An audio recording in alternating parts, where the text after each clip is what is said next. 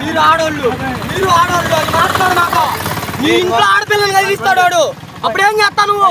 నీ ఇంట్లో ఆడపిల్లలు కలిగినవాడు, నీ ఇంట్లో నీ కూతురు కలిగినవాడు, మా పల్లెలో మా అమ్మాయిలు కలిగిస్తాడు. పగిలిపోద్ది ఇప్పుడు నీకు. ఆడపిల్లలు అనుకున్నావు, ఇంకేమనుకున్నావు రా కొడక? ఆడపిల్లలు రా,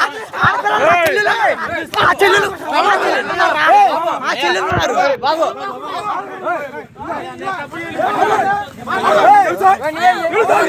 నా కొడక నువ్వు పొంతులు అంటారు నా కొడక. ఇప్పుడు